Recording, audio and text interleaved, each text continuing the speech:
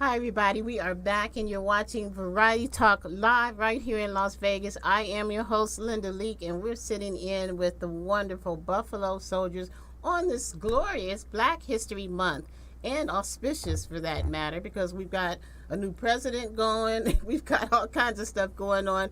And so you're sitting in with us in February 2017, and we're talking about history and why part of this history was left out of the books. So let's just pick up where we left off. Trooper Sammy, what do you think happened? Well, there's many complications. Number one, if you have to take under consideration that most of the people we had was illiterate. They was ex-slaves, runaway slaves, and those none of them at during that time had an opportunity to have formal education. So we really had no record keepers traveling with the 9th and 10th and the 24th and 25th. So the records are kind of sketchy.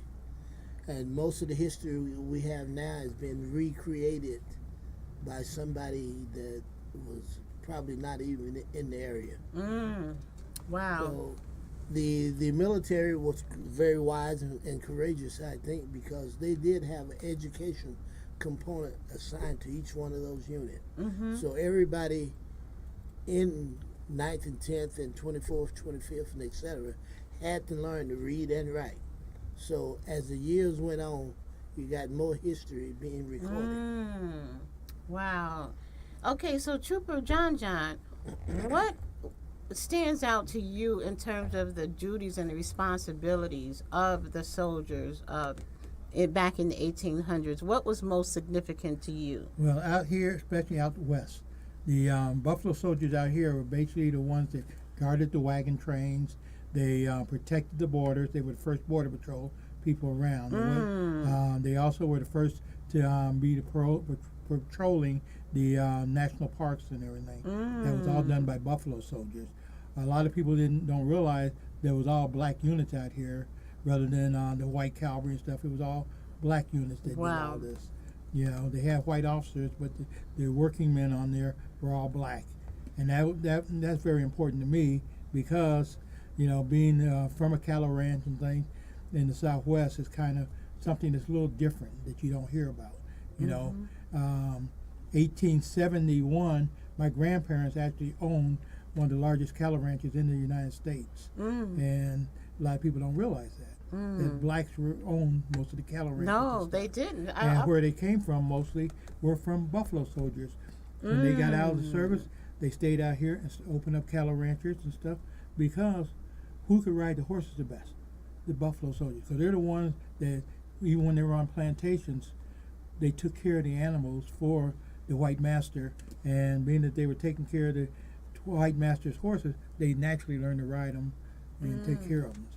Amazing. See, I'm just learning that bit of history myself. You know, I just knew it was fascinating to me when we would see black cowboys, quote unquote, at the rodeos and things like that. I just thought that was fascinating. But because I never knew that they existed, I only saw white cowboys. And so that's just pretty darn amazing. And look, I'm sorry, go ahead. There's another little tidbit about that is the name cowboy. Where did it originate from?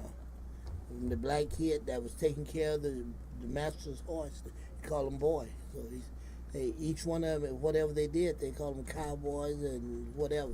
But that's how the name evolved. Wow.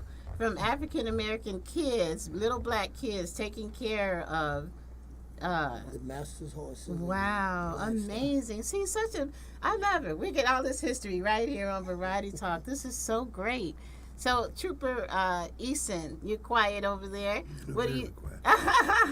Well, you know what? Your humility is profound. It's very loud, and I can't say enough about watching you over the past year that I've known all of you in the 2 years, and seeing how you're the quiet storm, and you're quiet, but you're just very poised in all of the wonderful work that you have done for the troopers and with the troopers. What made you want to become a soldier? Actually, I got drafted, and went to Vietnam. And when I came back. You know, I seen Sam and them, you know, Trooper Armstrong and them, and I said, well, hey, I want part of this. You know, I want to carry on the legacy, the history. You know, I want a part of it. You know? Beautiful. And that's the other thing, too. All of you share that in common, where most of you are soldiers. I mean, many have served in the Air Force, the Army, and Vietnam, for heaven's sakes. You talk about real combat. Oh, yeah. So Both of these guys served in Vietnam. it's amazing. I mean, and also Trooper Mitchell was telling me he's been in Vietnam. So I can't think of anybody better to represent real soldiers than real soldiers. So, oh my goodness, all I want to just say is congratulations to you for the work that you're doing. I'm glad I made it through this show without tears, because it consistently touches my heart about the giving and the service to humanity that you're giving. And everybody, this is cross-cultural. You don't have to be African American to learn about this wonderful story about these wonderful soldiers. And it's the tale of both the front and the back end, okay? We're talking about those who were real-life soldiers in the 1800s, and those who are still heroes because they're serving right now, making sure that the legacy stays alive. So without further ado, we're going to go ahead and close out the show. Appreciate everybody for joining in and watching us. And make sure Vegas Variety Talk fans get out there to McDonald's in Henderson tomorrow. The soldiers, you'll all be there, right? Yes. And you'll have a horse. And so you can bring the kids and they can pet the horse and take pictures and everything. It will be monumental. So everybody come on out. And we're going to continue to celebrate all of you throughout the month of February. So we'll be happy to have you back. Next time we're going to show pictures of you. We're going to talk about you being in the parade and all the wonderful things that you guys have done. We're going to make your horses movie stars and put them out there. So anyway, everybody, we're out of time. Everybody make sure you check out TPT Tours, okay? Check out the bottom of the screen. Give them a call. I am your host, Lady Linda. We'll see you next week. Take care. Thanks for joining us today.